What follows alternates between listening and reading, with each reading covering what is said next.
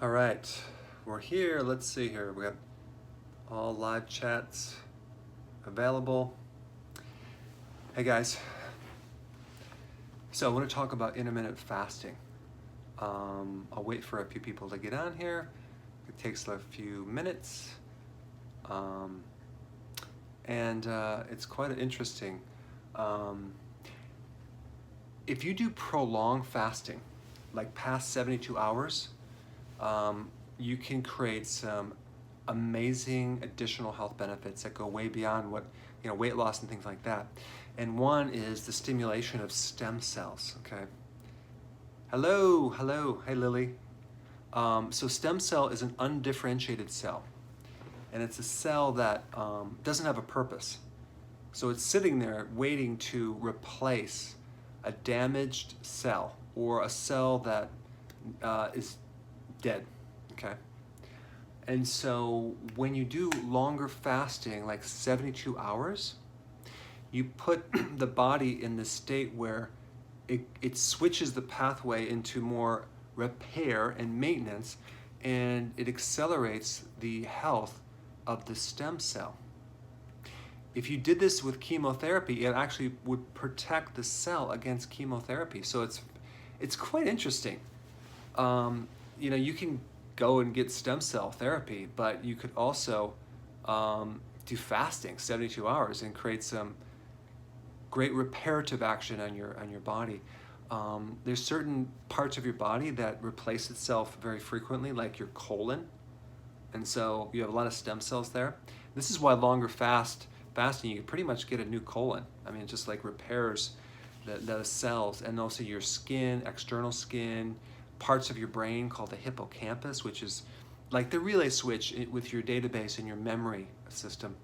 Or they don't really know exactly what it does, but that's what they say.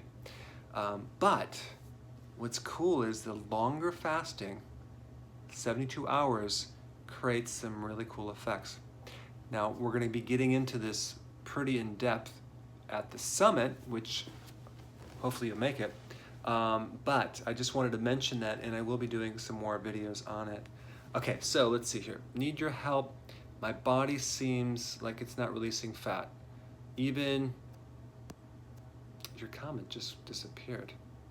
Okay, even through I'm not losing weight, my legs are getting bigger. Well, the first thing you have to do is I have to find out, are you doing it correctly? How are your macros? Here's kind of, there's a couple things that are common that I find. People that are doing a bit too much protein. If you do too much protein, you'll notice your body odor will be a little bit worse. Your urine will smell a little bit worse. You'll feel a little more sluggish. So I think if you're like 50 years old, you might want to try like just 3 or 4 ounces of protein and just see if your body doesn't do better on that. The other thing that you can overdo it, and I'm not saying that you should do this right away, but kind of adjust your fats. You don't want to go low fat, but you don't want to go eat so much fat where your gallbladder's congested and that type of thing. The other thing is, if you have too much fiber and you can't digest it, the soluble fiber actually retains fluid, and that alone could make you feel like you're bloated and actually retain weight. You can actually gain more weight. These are all things that I would look at. And then I would also look at your frequency of intermittent fasting. You should probably go to 1 meal a day. Okay, so question, can certain people be sensitive to eating too much fat? I know someone who tried keto and they said they couldn't continue because their body can't process much fat. All that means is they need bile. They need bile salts. So I have something called the gallbladder formula, right? It says bile salts, it has other things, but bile salts help break down fats. So you take that right after the meal, and you will notice there won't be any more sensitivity with fat. You'll actually digest it. It just means that your body's just not digesting fat. It's not like you have an allergy to it. Okay, do you think keto is good for a broke college student who has to rely on school food? Hey, I have that t-shirt.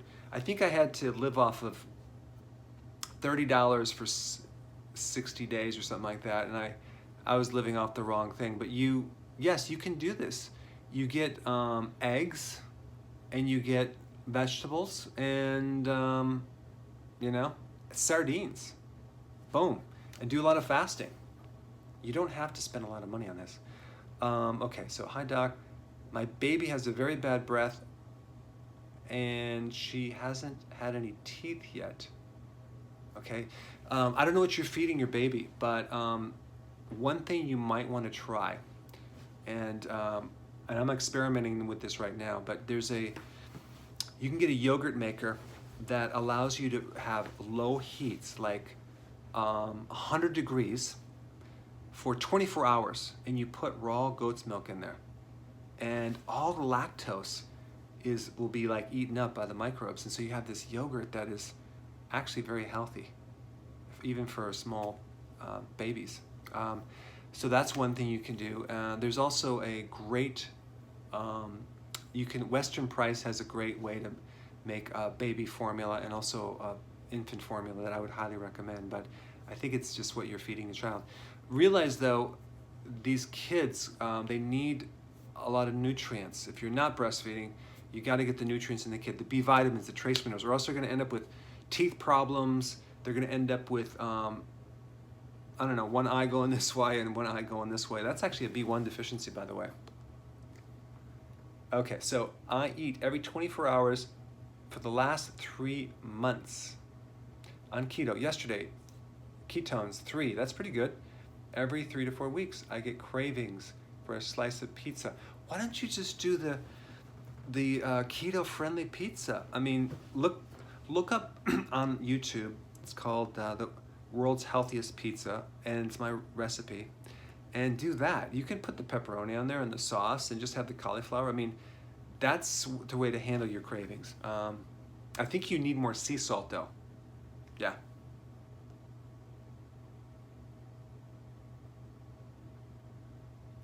Good.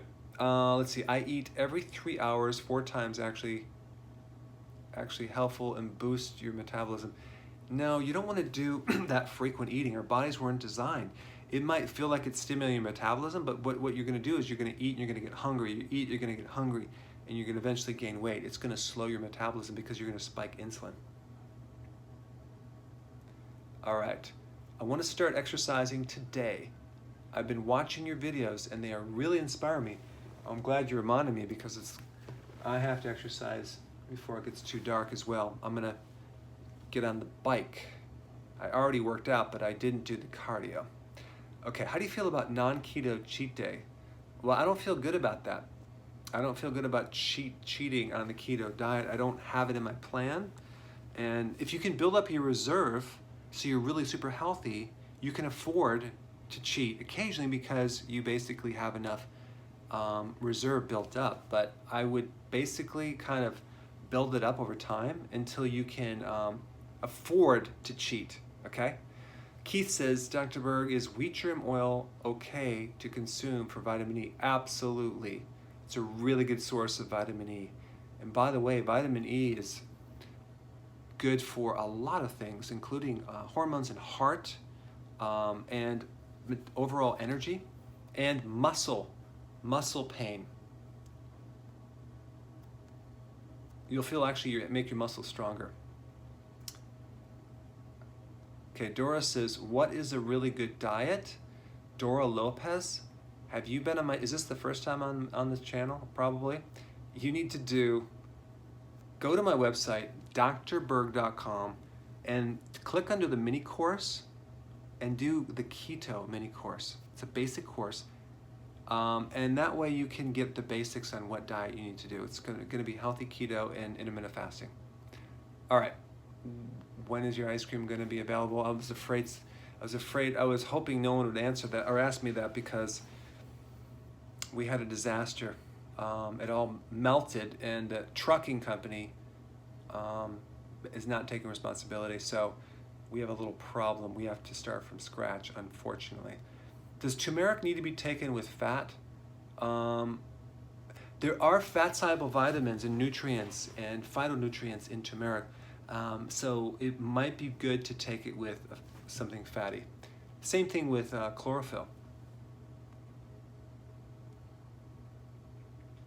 Okay, I'm 300 pounds. Is it healthy to do high intensity interval training and high intensity workout?